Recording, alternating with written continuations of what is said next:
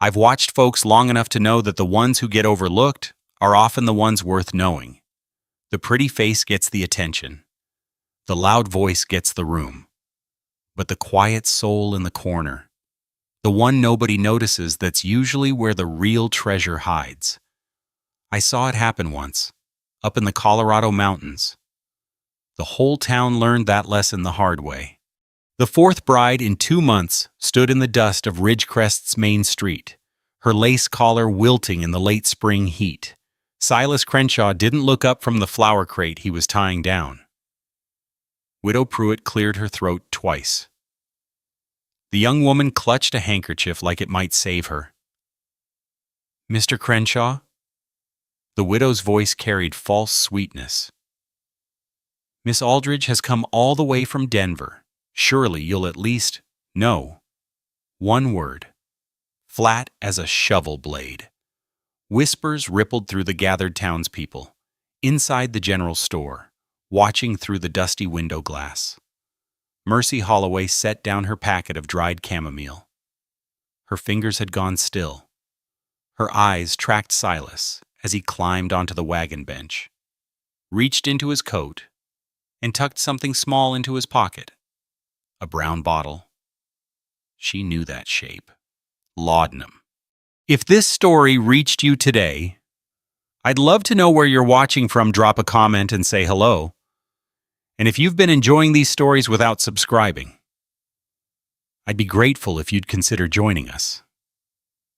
It helps more than you know. The mayor knew the switchbacks better than Silas did. He let the reins hang loose, his hands gripping the saddle horn instead. Pine shadows stretched long across the trail, the afternoon light cutting through the branches in slats of gold and dust. His eyes burned. He'd barely slept in 3 days an hour here, an hour there, slumped in the chair beside the bed until his father's coughing woke him. 3 days of spooning broth into a mouth that couldn't hold it. 3 days of watching the liquid dribble down his father's chin, soaking into the pillow, wasted. The cabin came into view through a break in the trees. Single window. Smoke rising thin from the chimney, the fire he'd banked that morning. Still holding. He dismounted before the mare fully stopped, boots hitting the packed dirt hard enough to jar his knees. Inside, the smell hit first. Sickness had a smell. Sour and sweet at once, like fruit left too long in the sun. The kerosene lamp burned low on the table, casting the room in yellow half-light. Ezra Crenshaw lay on the iron bedstead, his body a ridge beneath the wool blanket. His skin had gone the color of old newspaper. His chest rose and fell in shallow pulls, each breath rattling like pebbles shaken in a tin cup. Silas crossed to the cook stove. The broth pot sat where he'd left it. A skin formed across the surface. He ladled some into the tin cup, carried it to the bedside, and sat on the stool that had worn grooves into the floor over the past weeks. "Pa?" He slid his hand behind Ezra's neck, lifting. "Got a drink." Most of it ran down the old man's chin. Silas caught it with the rag once white, now stained the brown of weak tea. He wiped, tilted the cup again. Watched another mouthful spill. Then Ezra's hand moved. Bones wrapped in skin. Trembling with the effort. Rising from the blanket to grip Silas's wrist. The fingers had no strength, but they held. "Boy," the word came out cracked, barely a whisper. "Stop, bringin' me brides." A cough seized him. Silas waited, cup frozen midair. Ezra's eyes opened, clouded, but focused, fixed on his son's face. "Bring me someone who ain't scared of dyin'." Another cough, wet and deep. "That's what I need." His grip tightened. "That's what you need." The cup trembled in Silas's hand. Who in Ridgecrest wasn't afraid of death? The room above the bakery smelled of yeast and old wood. Dawn light crept through the single window, gray and thin, falling across the narrow bed where Mercy Holloway sat with her grandmother's herb satchel open on her lap. Yarrow. She counted the bundles, dried elderflower, tied with string. Her grandmother's fingers had knotted 2 winters past. Boneset, wild ginger root, still holding its sharp smell when she lifted it to her nose. A jar of honey, the glass cool against her palm. She packed each item with care, pressing them into the leather bag's worn interior. The straps had cracked in places, darkened with age and use. Her grandmother had carried this satchel for 40 years. Now it sat in Mercy's hands, lighter than it should be, heavier than she could explain. No mirror hung on the wall. She'd taken it down months ago, stored it face down in the small trunk at the foot of the bed. Easier that way. Easier not to see what the town saw every time she walked down the street. She stood. The floorboards creaked beneath her weight. Her cotton dress, brown, practical. Washed so many times the fabric had gone soft, hung loose at the shoulders and tight across the middle. She didn't adjust it. No point. The satchel's strap went over her shoulder, across her body. She checked the buckle twice. Then she opened the door and descended the narrow stairs, past the bakery's back room, where Mr. Henshaw was already stoking the ovens, and out into the morning air. Ridgecrest was waking. A dog barked somewhere near the livery. A cart rattled past on the main street, wheels grinding against packed dirt. Mercy turned left, away from the town center, toward the trail that led up the mountain. She'd made it past the blacksmith's shed when the voice caught her. Well now. Widow Pruitt stood on the general store's porch, a broom in her hands and satisfaction spreading across her face. "Where you going at this hour? Girl, the mountain." Mercy didn't stop walking. The widow's laughter followed her, sharp and carrying. "Ain't no man up there wants what you got. Mercy Holloway, you'd best turn yourself around before you embarrass what's left of your family name." The words landed like stones between her shoulder blades. Mercy kept her eyes forward.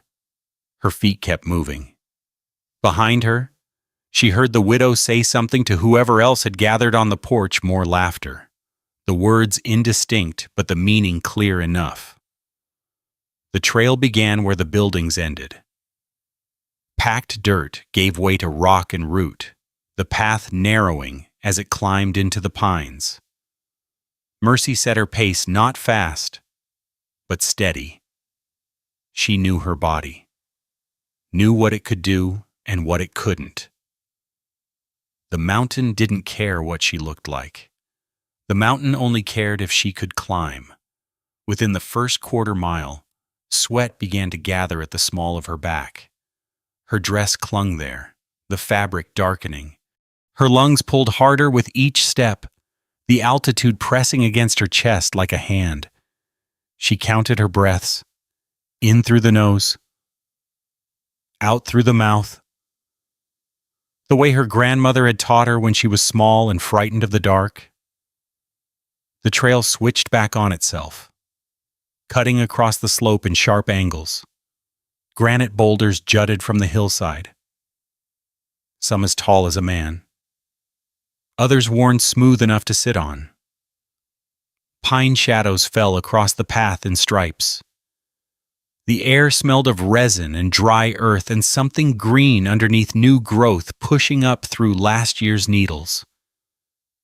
Halfway up, her foot found loose rock. She went sideways, arms pinwheeling, the satchel swinging wild against her hip. Her hand shot out and caught a pine trunk. The bark bit into her palm, rough and unforgiving. She held on, her body pressed against the tree, her breath coming fast and shallow. For a long moment she stayed there, listening to her own heartbeat, feeling the sting where the bark had scraped skin. She pulled her hand back and looked at it. A line of red welled across the pad below her thumb. Not deep, but bleeding. No one had seen. No one would ever know she'd almost fallen. She wiped the blood on her dress and kept climbing. The sun moved higher.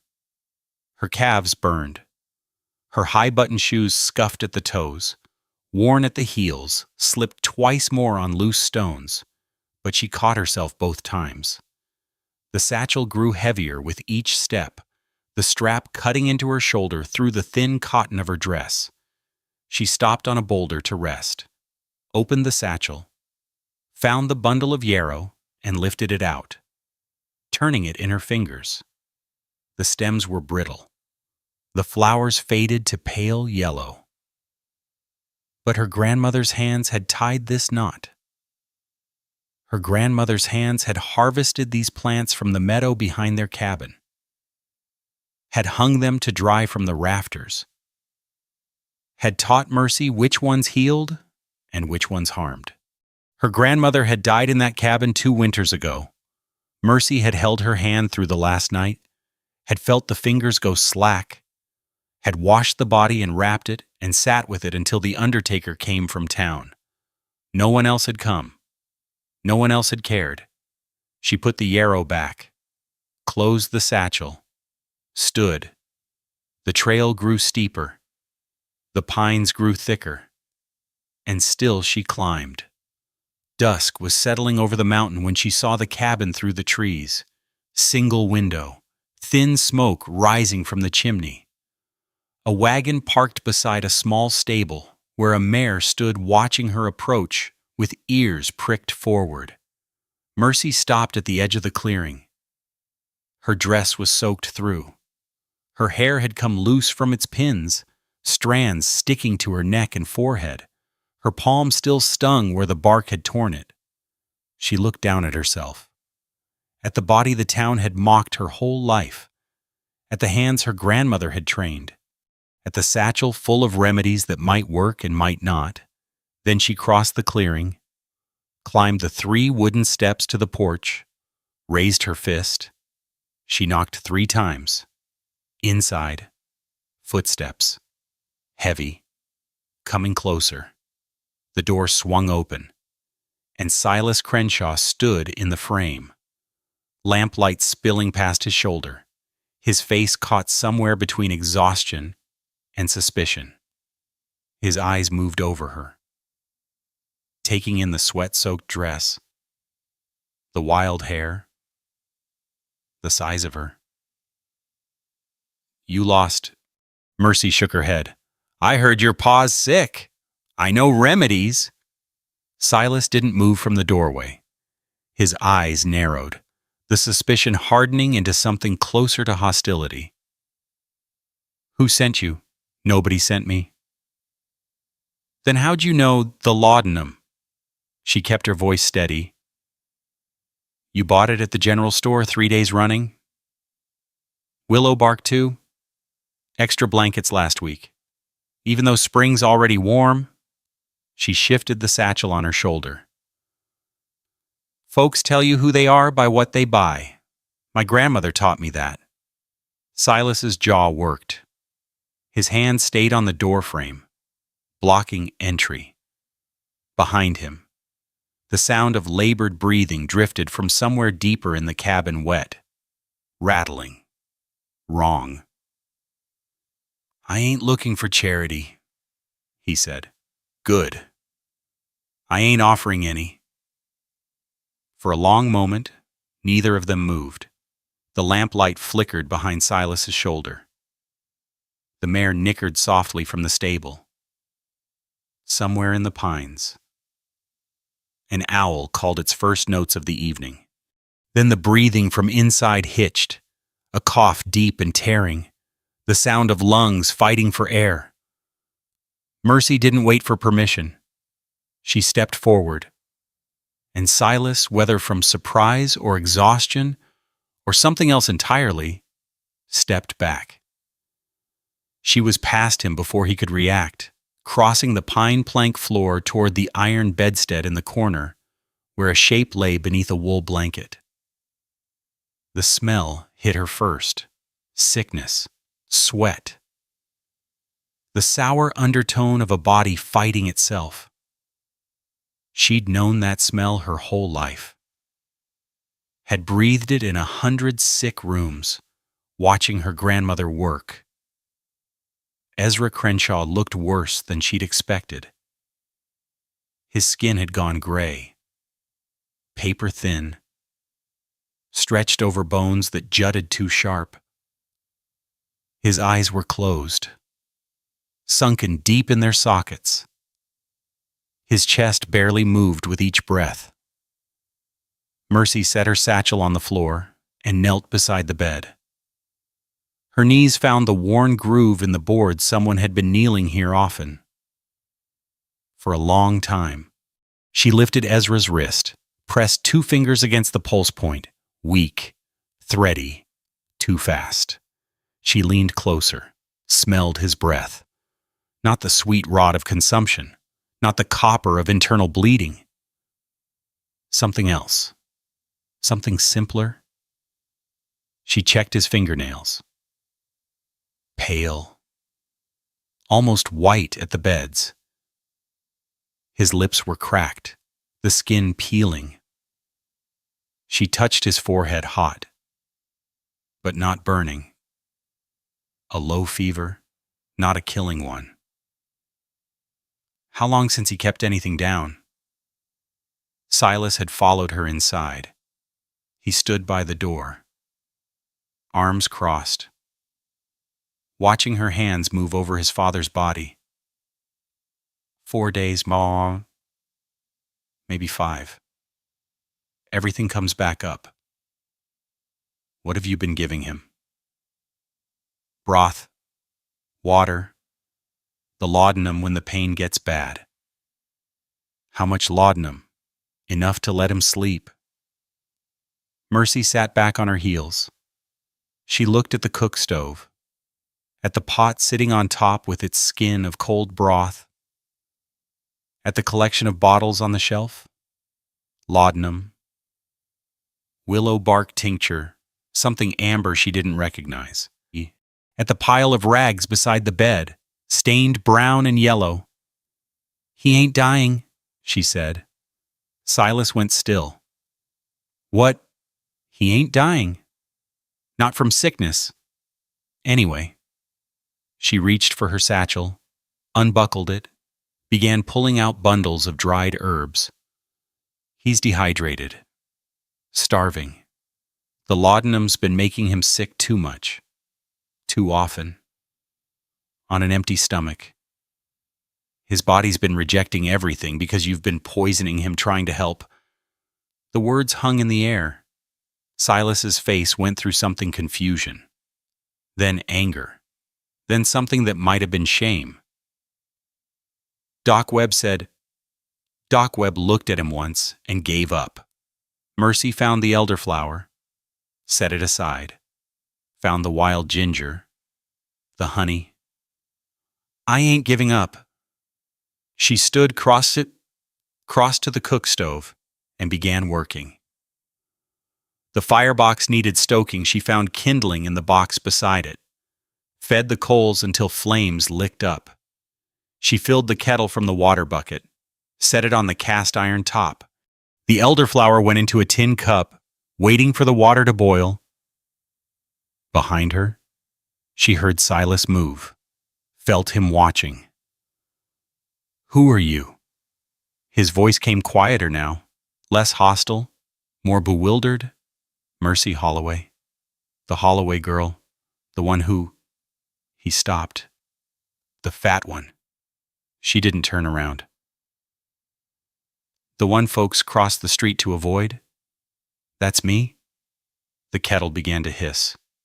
She poured water over the elderflower. Let it steep. The steam rose, curling toward the rafters, carrying a sweet, earthy smell that cut through the sour stench of the sick room. "Help me sit him up." Silas hesitated only a moment. Then he was beside her, sliding his arms under his father's shoulders, lifting. Ezra's head lolled, his eyes still closed. Mercy positioned pillows behind his back, propping him upright then brought the cup to his cracked lips. "Mr. Crenshaw." She kept her voice firm, calm. "You need to drink. Small sips. Don't rush." She tilted the cup. The liquid touched his lips. For a moment, nothing, just the elderflower tea running down his chin like everything else had. Then Ezra swallowed. One swallow, then another. The tea went down, stayed down. Mercy counted to 10, 20, 30. It stayed down. She lowered the cup. Ezra's eyes fluttered, not opening, not quite, but moving beneath the lids. His breathing seemed to ease, just slightly. The rattle didn't disappear, but it softened. Silas stared at his father's face, then at Mercy, then back at his father.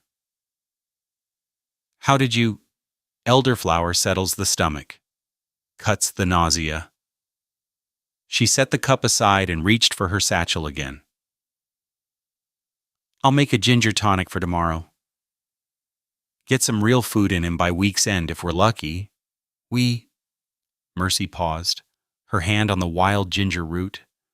She looked at Silas, really looked at him for the first time since she'd pushed past him in the doorway. The exhaustion carved into his face, the stubble darkening his jaw. The way his shoulders hunched like a man carrying weight he couldn't set down. "He needs someone here," she said. "Constant, not just visits. Someone to give him the right herbs at the right times, make sure he drinks, make sure he eats. Someone who'll stay. And that's you. I ain't got anywhere else to be." Silas's eyes moved over her again, not the way men usually looked at her, not with disgust or dismissal. Something else. Something she couldn't name. "There's a spare room," he said finally. "Small, just a rope bed and a nightstand. But it's yours if you want it. I don't need comfort. I need a place to work." "Then it's yours." He paused. "Not as... I ain't asking you to be... I don't know what to call it. Don't need to call it anything." Mercy turned back to her herbs. "I'm here? That's enough?" From the bed, a sound. Low, rasping. Ezra's eyes had opened. Clouded, unfocused, but open. He was looking at Mercy at her size. Her sweat-soaked dress, her wild hair, her calloused hands holding the bundle of wild ginger. "You ain't..." His voice came out like gravel dragged over wood. "What I expected." Mercy met his gaze. Didn't flinch. Didn't look away. "I reckon not, sir." She set the ginger aside and reached for the cup again. "But I'm what showed up." Ezra's cracked lips twitched. It might have been a smile. It might have been a grimace. Hard to tell on a face that worn. "Fair enough," he whispered. Then his eyes closed again, and his breathing steadied. And for the first time in days, Silas watched his father slip into something that looked less like dying and more like sleep. Outside, full dark had fallen. The lamp cast long shadows across the cabin walls. The cook stove crackled and popped. And Mercy Holloway knelt beside the bed of a stranger. Her grandmother's herbs spread around her, doing the only thing she'd ever been good at. Silas lowered himself onto the stool in the corner. His eyes never left her hands. "How long," he asked quietly, "how long until we know if he'll make it?" Mercy didn't answer right away. She was watching Ezra's chest rise and fall, counting the seconds between breaths, reading the truth in the rhythm. "A week," she said finally. "Maybe 2, if he keeps the food down, if the fever stays low, if nothing goes wrong, and if something does go wrong." She looked at him then, steady, unflinching. "Then we'll know that too." The stone mortar had belonged to Mercy's grandmother, worn smooth in the bowl, where 1,000 herbs had been ground to powder, the pestle fitting her palm like it had been made for her hand. She worked in the gray light before dawn, the rhythm steady press, turn, press, turn, while the elderflower released its dusty sweetness into the air. Outside, the axe fell. She didn't need to look. 5 days now.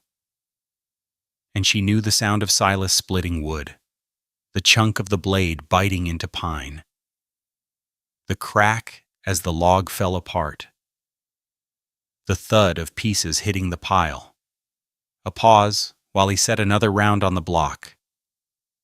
Then again, press, turn, press, turn. They hadn't spoken since she'd come inside an hour ago. Didn't need to. The cabin had its own language now, the creak of floorboards, the hiss of the kettle, the rasp of Ezra's breathing from the bed in the corner. Words would have cluttered it. The elderflower powder went into a small tin. She sealed the lid, set it beside the others on the shelf she'd organized 3 days past. Yarrow, boneset, wild ginger. Each in its place. Each waiting. The axe stopped. Mercy crossed to the cook stove and lifted the lid on the broth pot. Steam rose, carrying the smell of marrow and herbs. She'd added wild ginger root that morning, sliced thin, the pieces floating in the golden liquid. Good for the blood, her grandmother used to say. Good for warming what's gone cold inside. The door opened. Silas came in with an armload of split wood, stacking it beside the stove without a word. His shirt was damp across the shoulders. Sawdust clung to his forearms. He straightened, glanced at the broth pot, then at Mercy. "Water bucket's full," he said. She nodded. He'd filled it before she woke. Yesterday, too. He went back out. The axe started again. Mercy found herself humming as she worked. Low, tuneless, barely a sound at all. She stopped when she realized what she was doing. Stood still with the ladle in her hand, the broth steaming before her. She hadn't hummed since her grandmother died. The sound of the axe drifted through the walls, steady, reliable. She picked up the ladle and went back to work. By noon, the broth was ready. She ladled it into a tin cup and carried it to the bedside. Ezra's eyes were closed, but he wasn't sleeping. She'd learned to tell the difference. His breathing changed when he slept, going deeper, slower. Now it stayed shallow, his chest barely moving beneath the wool blanket. "Mr. Crenshaw?" She touched his shoulder. "Time to drink." His eyes opened, clearer than they'd been 4 days ago. The cloudiness was retreating, day by day, like fog burning off a meadow. His skin had lost some of its paper gray color too, not healthy yet. But closer, closer, she helped him sit up, propping pillows behind his back. Her hand slid behind his neck, lifting, while his own hand, still thin, still trembling, reached for the cup. He could hold it now. That was new. He drank. Slow sips, the liquid going down without coming back up. When the cup was half empty, he lowered it to his lap and looked at her. "You got away with this." His voice came out rough, unused. "The healin'. My grandmother taught me. She teach you to be stubborn too, or that come natural." Mercy's mouth twitched. She took the cup from his hands before he could spill it. "Reckon that came natural, sir." Ezra made a sound that might have been a laugh if he'd had the strength for it. He settled back against the pillows, his eyes moving past her to the window where afternoon light was starting to slant through the oiled paper panes. Silas's mother was plain too. Mercy went still, the cup halfway to the nightstand. Sarah, that was her name. Ezra's gaze stayed on the window. Wasn't pretty like the town wanted. But she could grow things, had a garden out back, herbs mostly, some vegetables. Spent hours in the dirt, her hands all brown and rough. He turned his head, looked at Mercy's hands where they held the cup. "Had hands like yours." She set the cup down. Didn't trust herself to speak. Died when Silas was 12. Fever took her. He was the one who found her in that garden, kneeling in the dirt, like she'd just fallen asleep. Ezra's eyes closed. "He ain't been back there since. Let it all go wild." Outside, the axe had stopped. Mercy didn't know when. "Rest now," she said. Her voice came out strange, tight in her throat. "I'll bring more broth at evening." The afternoon passed in quiet work. She cleaned the cabin, swept the pine floor, scrubbed the cook stove, washed the rags that had piled up beside Ezra's bed. Silas came and went, carrying water, stacking wood, mending a harness in the corner with his head bent over the leather. They moved around each other without collision, their paths crossing and separating like they'd been doing it for years instead of days. At dusk, Mercy stepped onto the porch. The rocker sat waiting. Its runner's uneven one needed fixing. Had probably needed it for a while. She lowered herself into it anyway, feeling the slight wobble as she settled her weight. The mountains spread out below, the valley filling with purple shadow while the peaks still caught the last of the light. Fireflies were starting to rise from the meadow grass, points of yellow-green drifting upward, blinking their slow signals. The door opened behind her. Silas came out carrying 2 tin cups, steam curling from them. He handed her one without asking if she wanted it. Chicory coffee. Bitter and dark. She wrapped her hands around the warm metal. He didn't sit in the rocker. Instead, he lowered himself to the porch step, his back against the post, his legs stretched out in front of him. They stayed like that, her rocking slow, him still while the light faded and the fireflies multiplied. "Your grandmother." His voice broke the quiet. "The one who taught you, she's still living." "No." The cup was warm against Mercy's palms. "Died 2 winters back." "You with her when it happened?" Held her hand through the last night. Felt her fingers go slack right around dawn. She lifted the cup, took a sip. The bitterness cut through the tightness in her chest. "She taught me everything." Then she left. Silas didn't say he was sorry. Didn't offer words that would have meant nothing.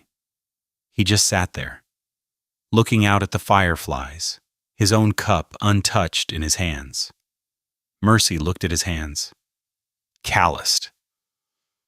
Scarred across the knuckles from work she could only guess at.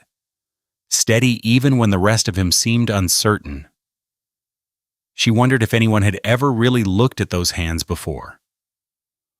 Or if people only ever saw the mountain man who wouldn't take a bride.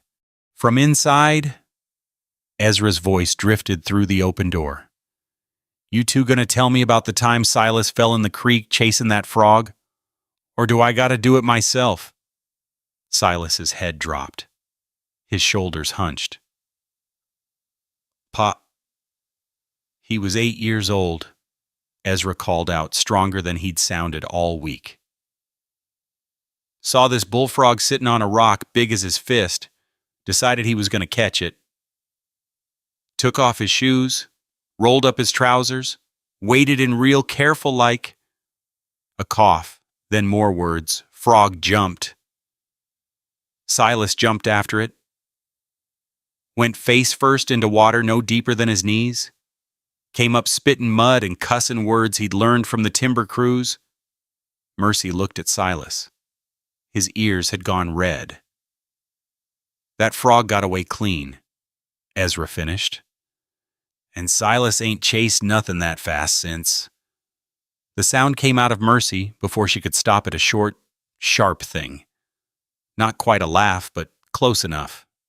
She pressed her hand over her mouth. Silas looked up at her. The red had spread from his ears to his cheeks.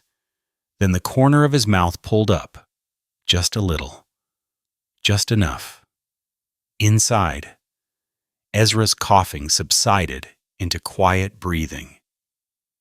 The fireflies drifted higher. The coffee cooled in their cups. Mercy realized she couldn't remember the last time she'd laughed. Couldn't remember the last time anyone had made her want to.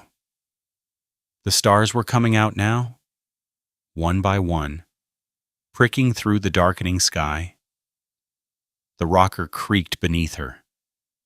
The porch boards groaned as Silas shifted his weight.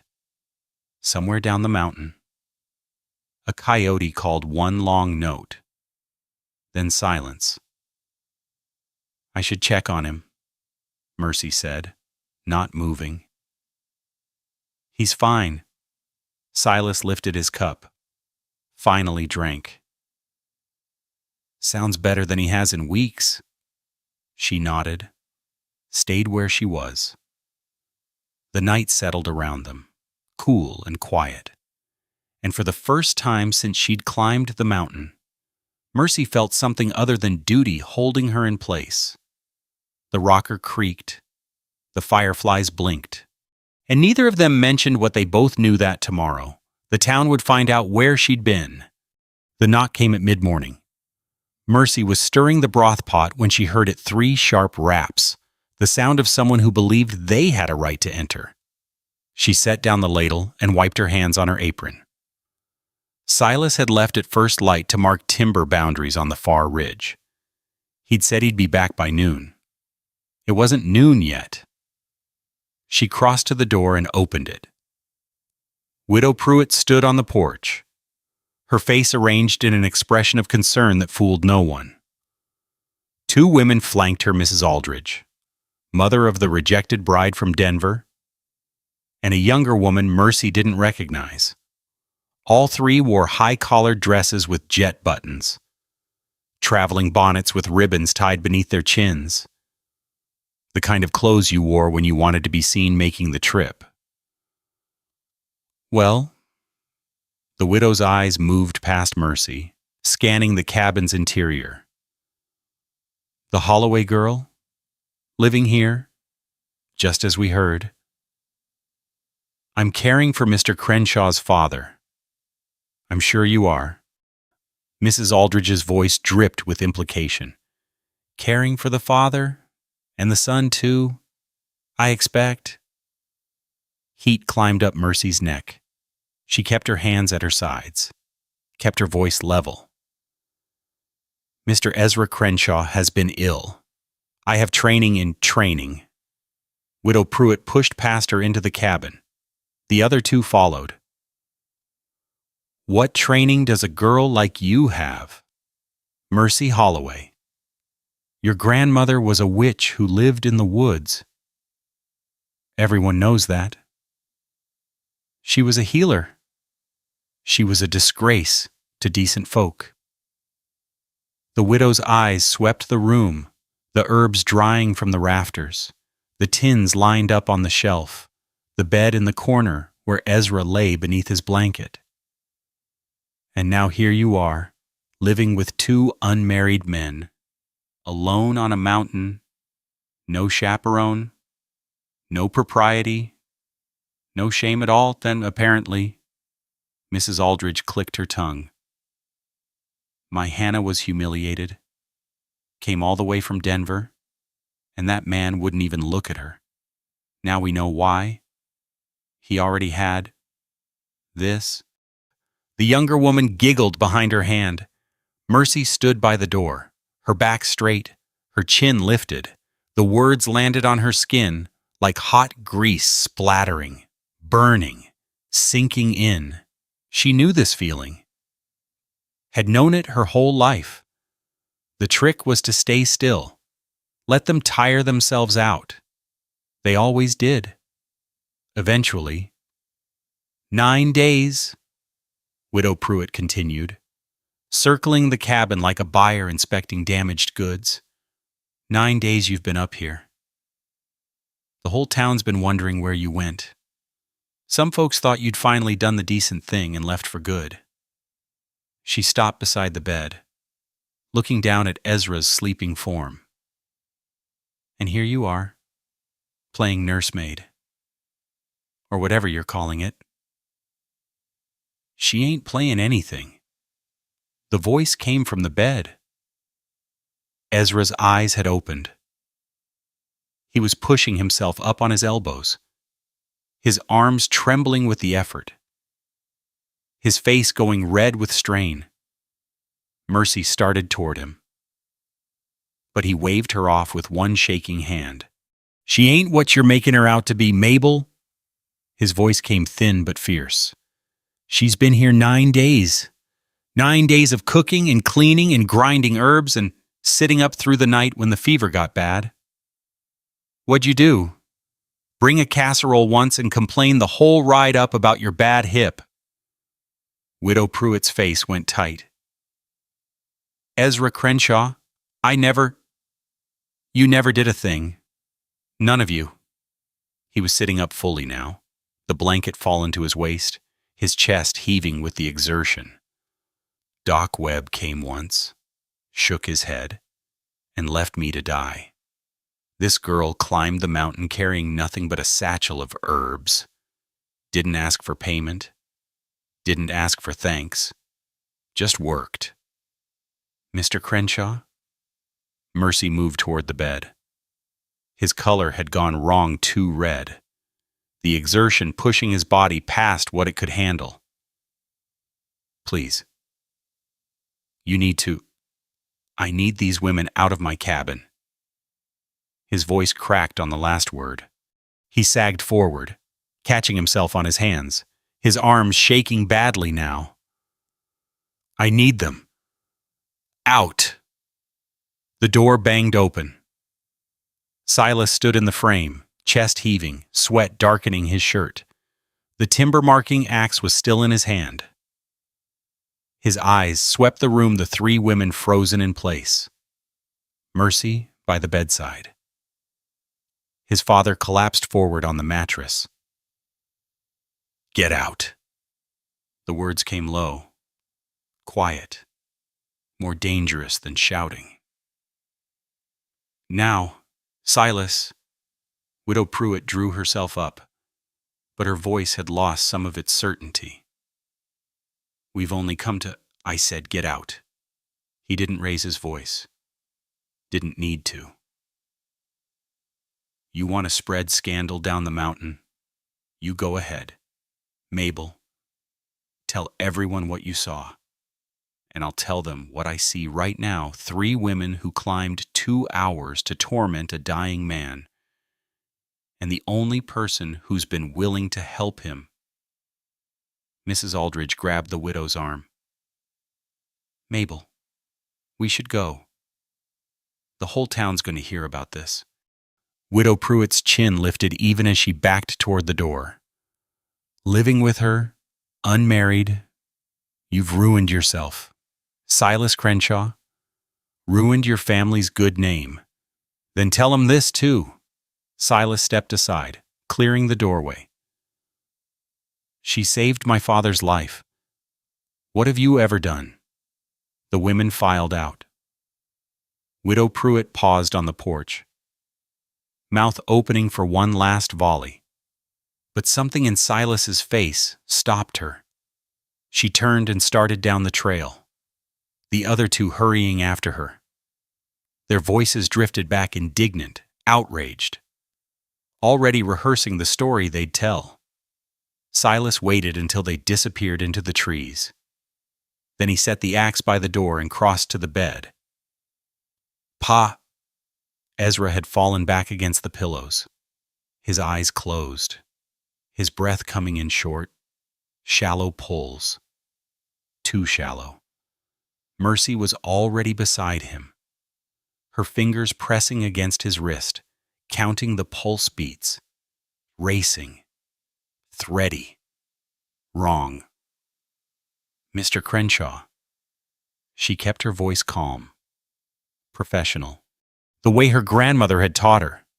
"Can you hear me?" No response. Just that shallow breathing, just that racing pulse. What happened? Silas's hand found her shoulder. He was doing better. He was sitting up, talking. He used up too much. Mercy lowered Ezra's wrist to the blanket. Her fingers were trembling. She couldn't make them stop. "Defending me? He used up what strength he had."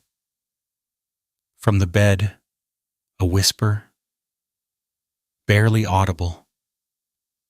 Ezra's lips moving, his eyes still closed. "Worth it." A ghost of a smile crossed his face. Worth it. To see Mabel's face. His head turned to the side. His breathing evened out slightly, still too shallow, still wrong, but steadier than a moment ago. Sleep had taken him. Or something close to it. Mercy sat back on her heels. Her hands were shaking badly now. She pressed them flat against her thighs, trying to steady them. "Will he be all right?"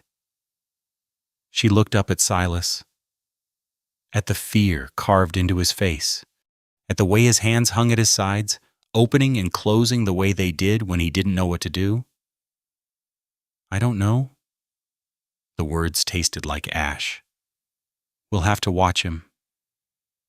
Keep him quiet. Make sure he rests." But the progress, the 9 days of work, might still hold. She forced herself to stand. Forced herself to cross to the cook stove. To pick up the ladle. To do something with her hands besides let them shake. Or might not. Bodies are stubborn. Sometimes they fight through. Sometimes. She didn't finish the sentence. Didn't need to. Silas lowered himself onto the stool in the corner. His head dropped into his hands. His shoulders curved forward like a man carrying weight he couldn't set down. Outside, the women's voices had faded completely. The mountain was quiet again, pine wind, bird calls, the creak of branches, peaceful sounds, sounds that had nothing to do with what was happening inside the cabin. Mercy stirred the broth, watched Ezra's chest rise and fall, counted the seconds between each breath. The clouds were building over the western peaks, dark ones, heavy ones. By nightfall, there would be rain. And by midnight, she would know if 9 days of work had been undone in 5 minutes. The fever came back at midnight. Mercy felt it before she saw the signs: a shift in the cabin's air, a change in the rhythm of Ezra's breathing. She'd been dozing in the chair beside the bed, her chin dropped to her chest, when something pulled her awake. Her hand found his forehead, burning. She was on her feet before her mind caught up with her body. The cook stove. Water. Cool cloths. Her hands moved through the motions her grandmother had drilled into her. Wet the rag. Wring it out. Press it to the forehead. The wrists. The hollow of the throat where the pulse hammered. Ezra's eyes stayed closed. His breath came in short. Shallow pulls.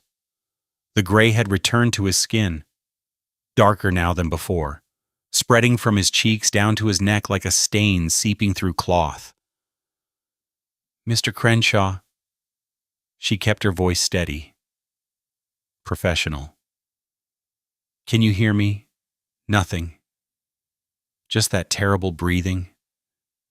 Just the heat pouring off him like coals in a forge." The yarrow tea. She crossed to the shelf, measured the dried flowers into a cup, poured hot water from the kettle. Her hands shook. The water slopped over the rim, scalding her fingers. She didn't feel it. Behind her, the cabin door opened. Silas stood in the frame, rain dripping from his hair.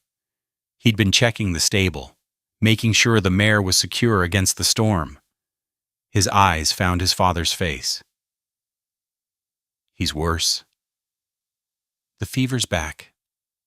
Mercy carried the tea to the bedside. "Help me lift him."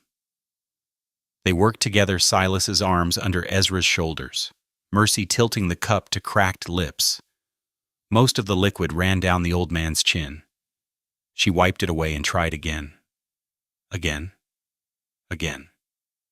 The cup emptied. Ezra's breathing didn't change. "What else?"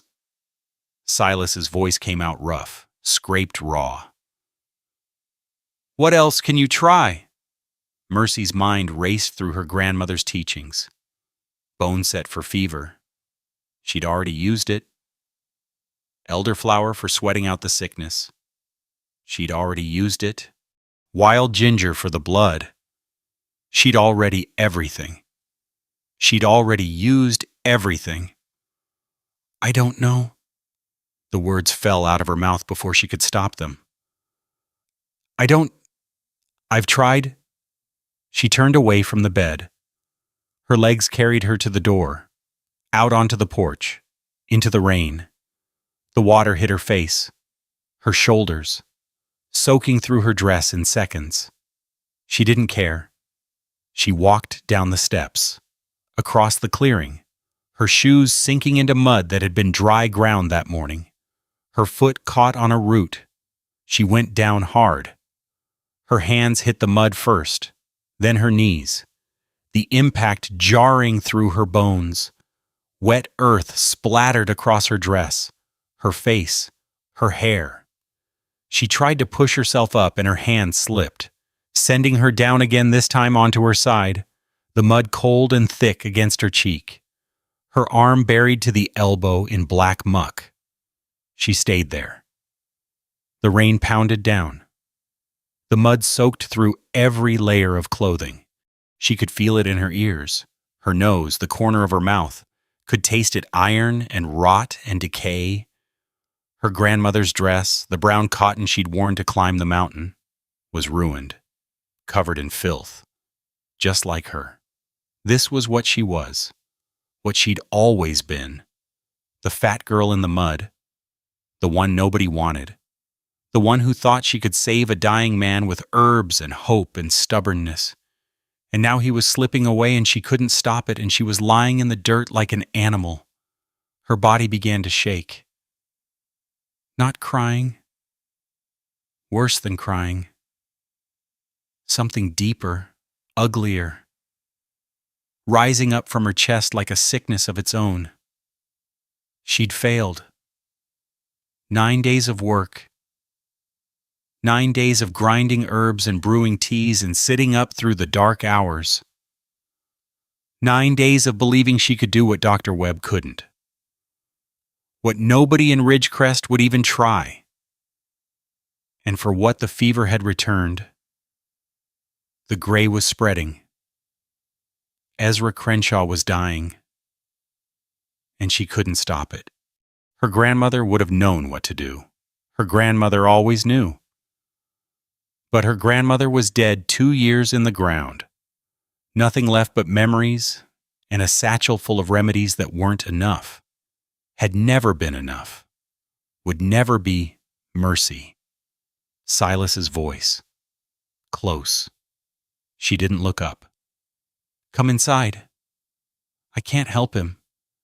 The words tore out of her throat, muffled against the mud. I thought I could, but I can't. I'm not her. I'm not my grandmother. I'm just... You're lying in the mud in the middle of a rainstorm. His hand appeared in front of her face, palm up, waiting. Come inside. She looked at that hand.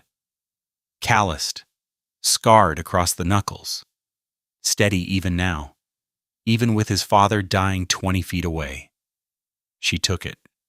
He pulled her up. The mud released her with a sucking sound.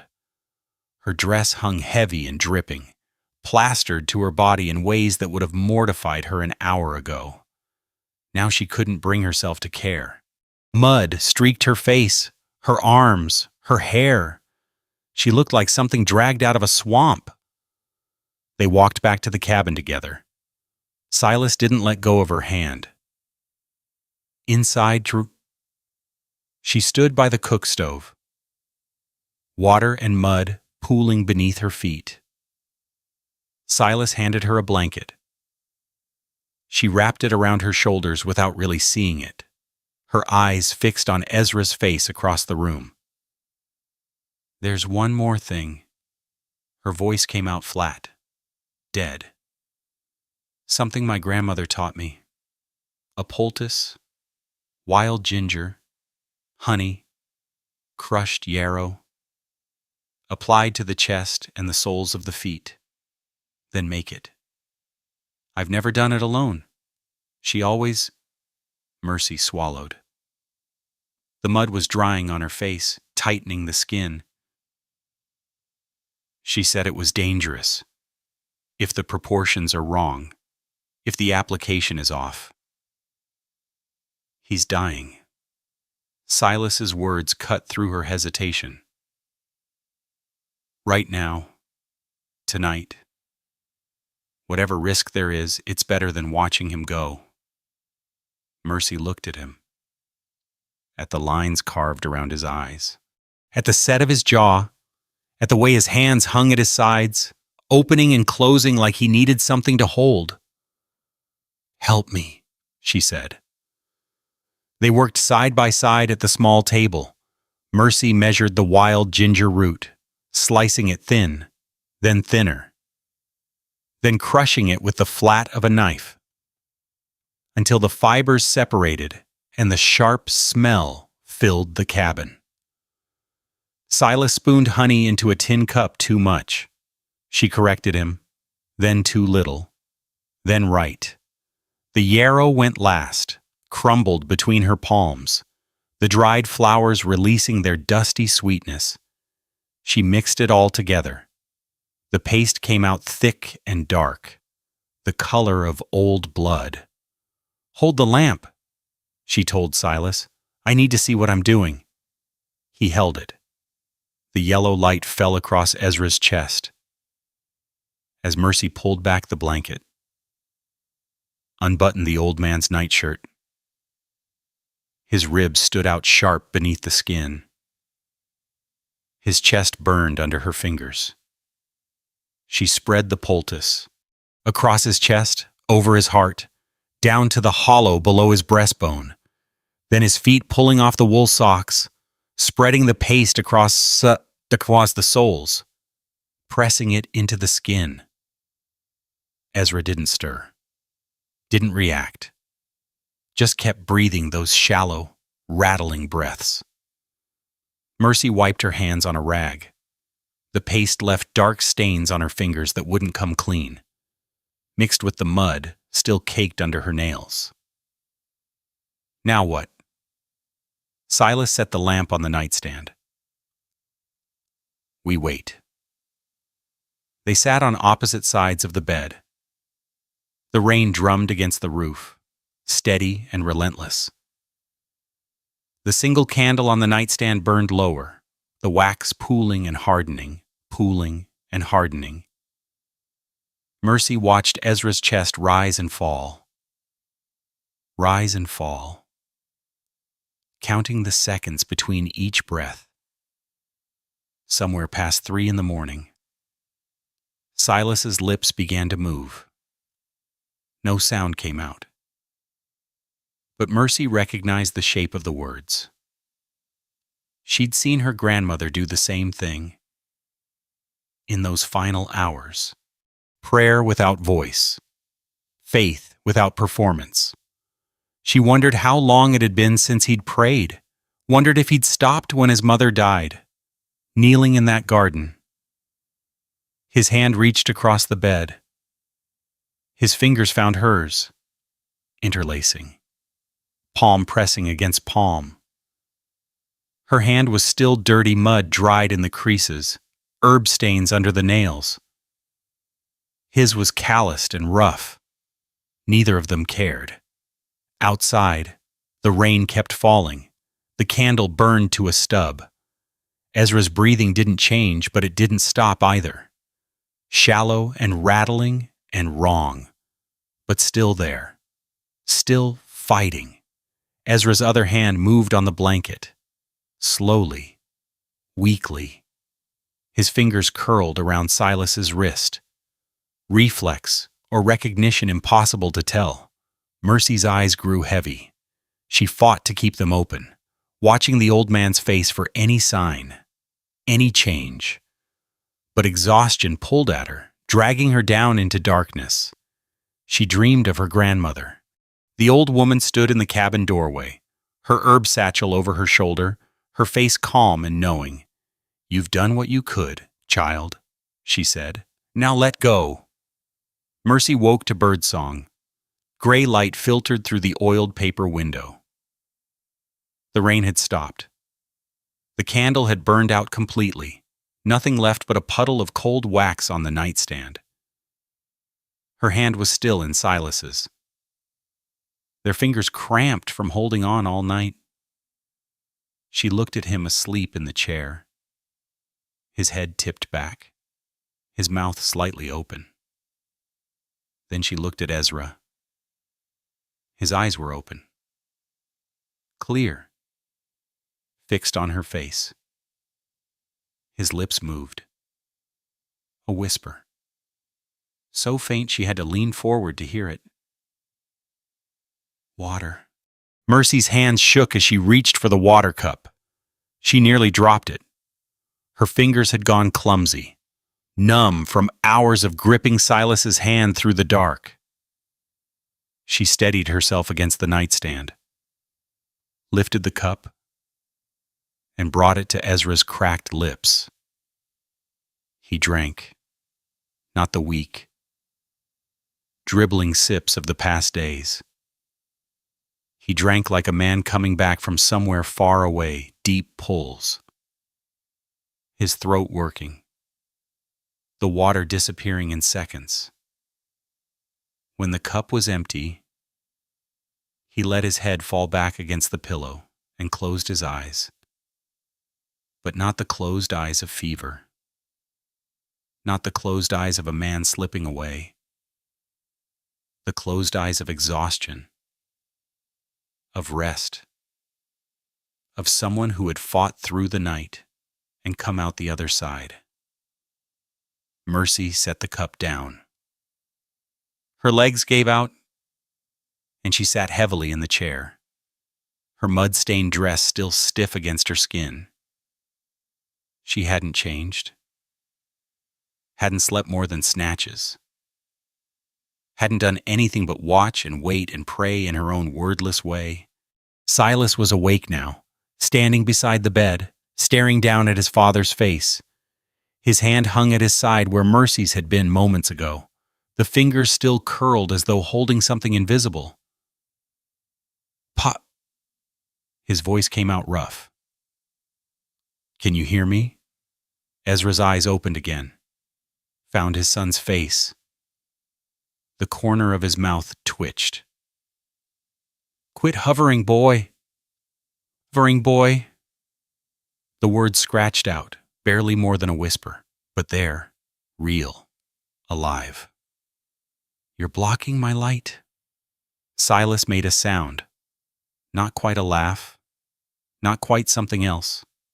He turned away, walked to the window, pressed his forehead against the oiled paper panes. His shoulders rose and fell, rose and fell. Mercy understood. Some things couldn't be witnessed. Some relief was too private for company. She pushed herself up from the chair. Her body protested, every muscle stiff, every joint aching, the exhaustion settling into her bones like wet sand. But she moved anyway. To the cook stove, to the broth pot, to the broth, to the rhythm of work that had carried her through the hardest nights of her life. The morning passed in small movements.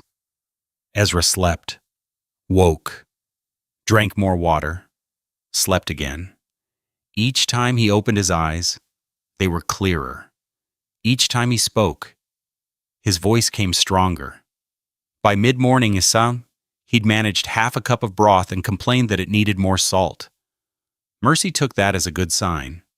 She found herself at the well behind the cabin, drawing water into the bucket, when Silas appeared beside her. He didn't speak at first, just stood there, watching her work the rope, watching the bucket rise dripping from the dark. "You did it." She shook her head. Water from the bucket sloshed over the rim onto her shoes, the same shoes she'd climbed the mountain in, now caked with dried mud. "We did? Your father most of all. Stubborn old man, wouldn't quit. He never has." Silas took the bucket from her hands, set it on the well's stone edge. "But you're the one who gave him a chance. Nobody else would have tried." Mercy looked down at her hands, still stained from the poultice, still marked with mud in the creases of her knuckles. Her grandmother's hands had looked like this, she remembered. At the end, worn and capable and never quite clean. "I didn't know if it would work." The truth came out before she could stop it. "The poultice. I'd only ever watched her make it. Never done it myself. I thought," her voice caught, "I thought I was going to kill him." Silas was quiet for a long moment. Then, "But you tried anyway." "Didn't have a choice." "Everyone's got a choice." His hand came up, hesitated, then settled on her shoulder. The weight of it pressed through her stiff dress, warm and solid. "You chose to climb that mountain, chose to stay, chose to try something dangerous when safe wasn't working." His fingers tightened. "That ain't nothing. Mercy Holloway. That ain't nothing at all." She looked up at him, at the lines around his eyes, deeper now than they'd been 10 days ago, at the stubble darkening his jaw, at the way he was looking at her, not past her, not through her, but at her, seeing her. Nobody had ever looked at her like that. "You should eat something," she said. "Well, both of us should." His hand dropped from her shoulder. "I'll bring in more wood." They worked through the afternoon in the old rhythm, him outside, her in. But something had changed. She could feel it in the quality of the silence, in the way his eyes found her every time he came through the door. Something had shifted during the night. In the darkness and the rain and the waiting, something neither of them had words for yet. By late afternoon, Ezra was sitting up. Mercy had helped him pillows behind his back, the wool blanket tucked around his legs, and now he sat propped against the headboard, watching her move around the cabin with sharp eyes that missed nothing. "That garden out back," his voice still came thin, but steady enough. "Sarah's garden. You seen it?" "No, sir." "Silas won't go near it. Hasn't since she died." Ezra shifted against the pillows. Used to be the prettiest spot on this mountain. Herbs, flowers, vegetables too, some summers. She spent hours out there, her hands in the dirt. Mercy didn't know what to say, so she said nothing. You should see it.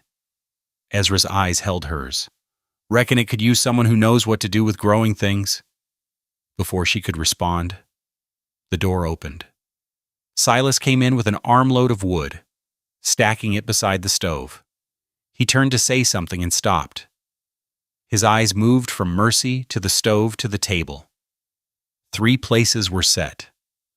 3 tin plates, 3 forks, 3 cups for water. Mercy had done it without thinking. Her hands moving through the motions while her mind wandered elsewhere. 3 places. Not 2. Not the invalid and his caretaker. 3 people. A family's number. Cornbread's almost ready, she said. And there's broth with some real flavor this time. They ate together as the sun went down. Ezra managed half his plate, the first solid food in days. Cornbread soaked in broth until it went soft enough to swallow without much chewing. Silas ate like a man who'd forgotten hunger existed, cleaning his plate twice. Mercy found herself eating too, really eating. Her body suddenly remembering its needs now that the crisis had passed. Nobody talked much. The silence felt different than it had before. Not heavy. Not awkward. Just quiet. The quiet of people who'd been through something together and didn't need words to acknowledge it. When the plates were empty, Mercy helped Ezra to the porch. He leaned on her shoulder heavier than she expected, his legs unsteady after so many days in bed, and she guided him to the rocking chair. The same chair with the uneven runner. She lowered him into it, tucked the quilt around his shoulders, and stepped back. The sunset turned the cabin's window to gold. Below, the meadow stretched out in purple shadow, the peaks catching the last light. Ezra's eyes moved across the view like a man seeing something precious. After a long absence, Silas came out onto the porch, stood beside Mercy, close enough that their shoulders almost touched. Both of you. Ezra's voice cut through the silence. Come here. They crossed to the rocking chair. Knelt beside it, Mercy on one side, Silas on the other. Ezra reached out with both hands. Took Silas's right hand. Took Mercy's left. Then he pressed them together. His thin fingers wrapped around theirs, holding them in place. His eyes moved between their faces, his son, the woman who'd saved him. I ain't dying now. His voice came stronger than it had all day. Thanks to her. But when I do, he squeezed their hands. And I will, someday. Everybody does. I want to know she's staying. You hear me, boy? Silas didn't pull away, didn't speak. His fingers tightened around Mercy's. I ain't asking for promises tonight. Ezra released their hands, let his fall back to the armrests of the chair. I'm asking you to think about it. Both of you. Think about what you got here. What you could have. He closed his eyes, settled deeper into the chair. Within minutes, his breathing had gone slow and steady, the snore of a man sleeping without fear for the first time in weeks. Mercy stayed kneeling beside the chair, her hand still in Silas's. The sunset faded. The first stars appeared over the eastern ridge. Neither of them moved. That garden, Silas said finally. His voice came quiet, meant only for her. The one he mentioned, Ma's garden. What about it? I ain't been back there since she died. Can't even remember what's left.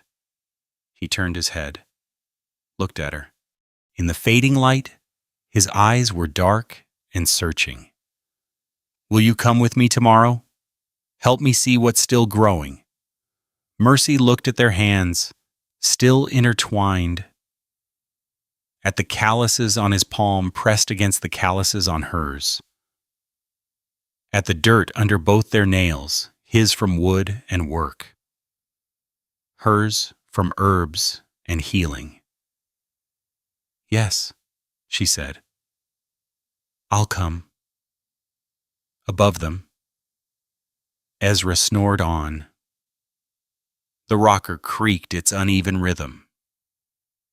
And somewhere in the darkness behind the cabin, an overgrown garden waited wild and neglected and full of things that had somehow managed to survive. 2 weeks later, Ezra Crenshaw walked to the porch on his own. Mercy watched from the cabin doorway, her hands pausing over the yarrow she'd been sorting. He moved slow, one hand on the doorframe, then the wall, then the back of the rocking chair. But he moved. His legs held him. His lungs didn't rattle with each breath. He lowered himself into the rocker, the uneven runner creaking beneath his weight, and let out a long exhale. "Gonna need to fix that runner," he said. "Driving me half crazy. That wobble." Mercy's mouth twitched.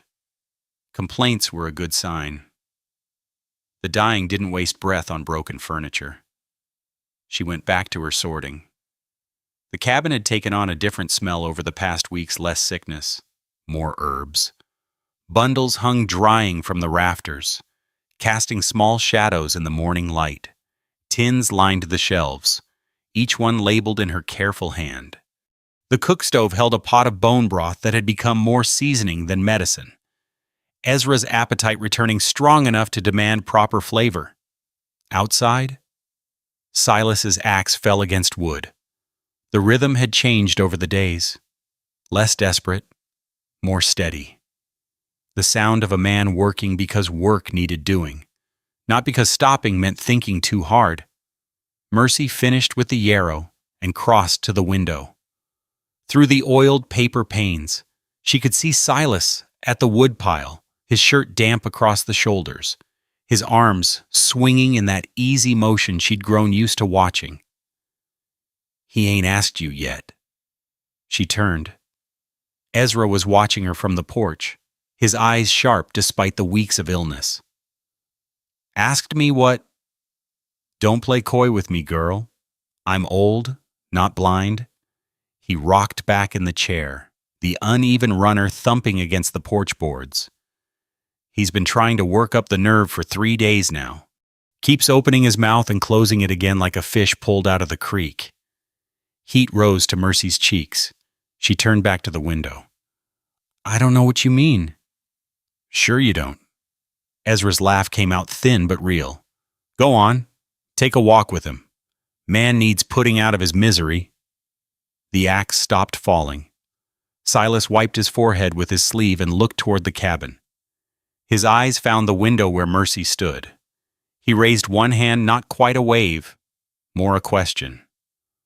"Go on," Ezra said again. "I ain't going anywhere." Mercy untied her apron and hung it on the hook by the door. Her dress was clean today, the brown cotton one she'd arrived in. Washed twice since then. The mud stains finally faded to pale shadows. Her hair was pinned back, though strands had escaped, as they always did. She didn't check her reflection. There was still no mirror in the cabin. She'd stopped needing one. Silas met her at the edge of the clearing. His hands hung at his sides, opening and closing the way they did when he was working up to something. She'd learned to read those hands over the weeks. The way they steadied when he held his father's cup. The way they gentled when he passed her a plate. The way they'd gripped hers through that long, terrible night. "Walk with me." His voice came out rough. He cleared his throat. "If you ain't busy." Ezra's resting, broth's on the stove. She fell into step beside him. "I can walk." They headed down the slope, away from the cabin, toward the meadow that spread out below the tree line. The grass had grown tall in the late spring warmth, seed heads nodding in the slight breeze. Wildflowers pushed up through the green-purple coneflower. Black-eyed Susan, wild bergamot with its dusty pink blooms. Silas didn't speak for a long while.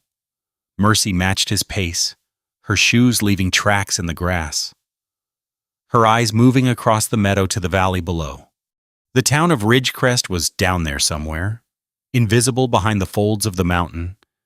She hadn't thought about it in days. It hadn't thought about Widow Pruitt or the whispers or the scandal that had seemed so important before. The mountain had its own concerns. The mountain didn't care what people said. I ain't good at this. Silas stopped walking. They stood in the middle of the meadow, grass brushing against Mercy's skirt, the cabin a small shape above them on the slope. Words, talking, never was. I noticed. His mouth twitched, almost a smile. Pa says I take after my mother that way. She could go days without speaking much. Just worked, cooked, tended her garden. He paused. You remind me of her sometimes, the way he describes her. Mercy didn't know what to say, so she waited. Silas cleared his throat again.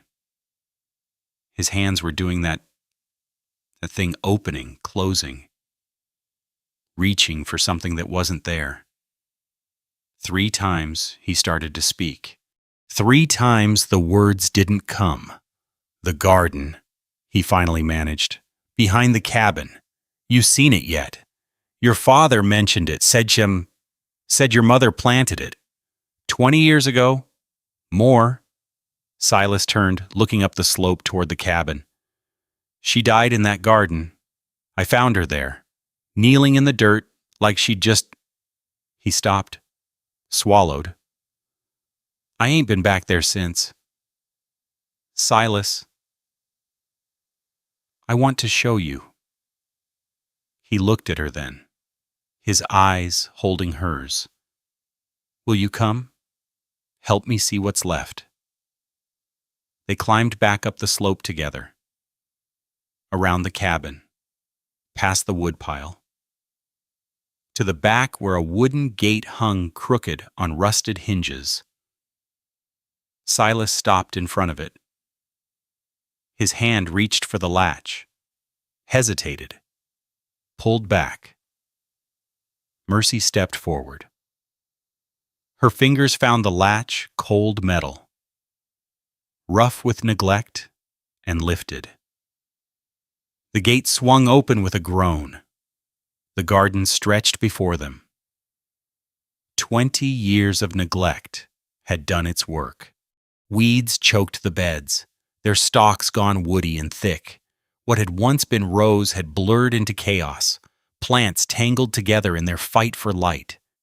A wooden fence surrounded the space, gray with age, several boards broken or missing entirely. But beneath the weeds, Mercy knelt. Her fingers pushed aside a clump of dead grass, digging into the dark soil. There, a cluster of leaves, silvery green, spreading low against the earth. She rubbed one between her thumb and forefinger. The smell rose sharp and familiar. Sage, her voice came out thick. Wild sage. It's still alive. She moved to another spot. More digging, more pushing aside the overgrowth. Rosemary here gone woody. But the roots look sound. And this... She pulled back a mat of dead leaves. Time. The whole bed's full of it. Silas stood at the gate, watching her.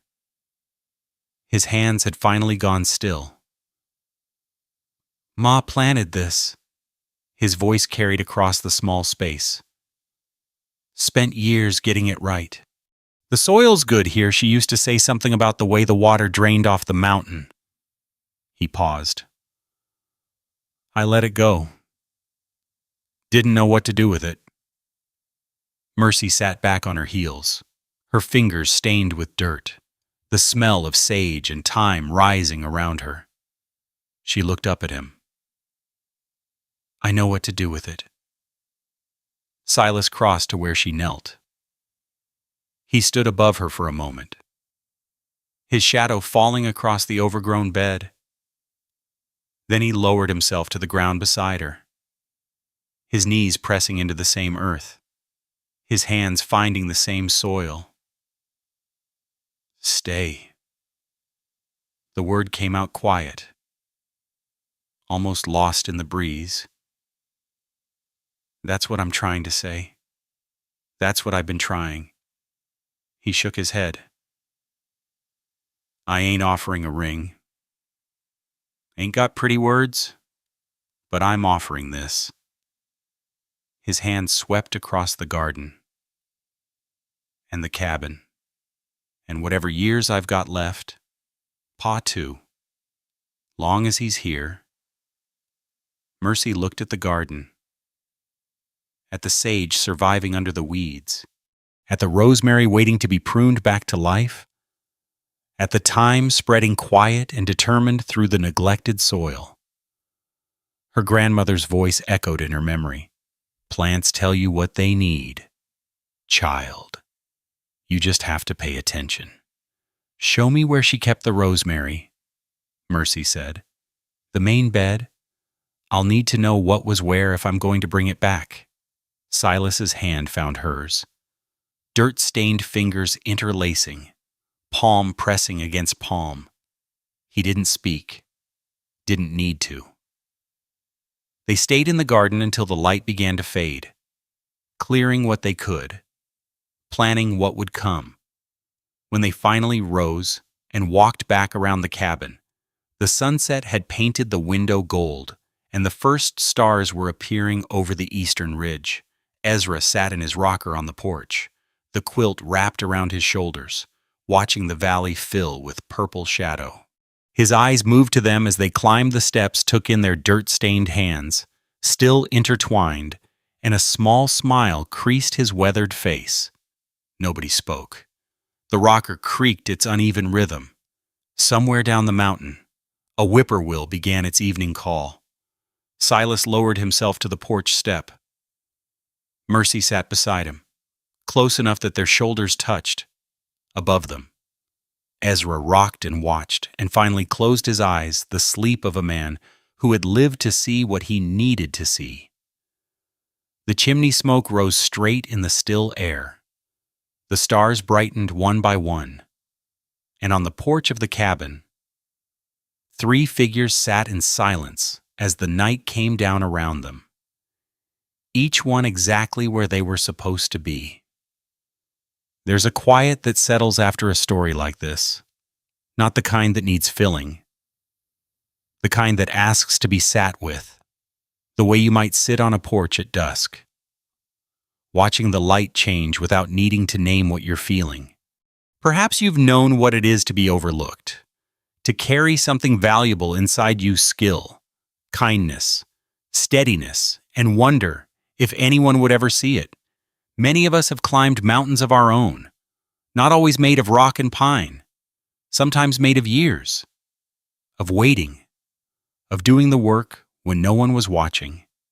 And some of us have been the one lying in that bed, needing help we didn't know how to ask for, needing someone to show up with nothing but what they had, and a willingness to stay.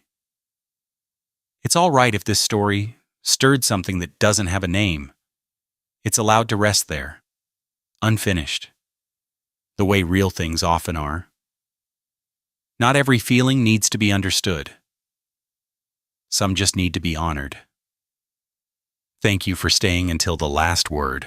It means more than I can say.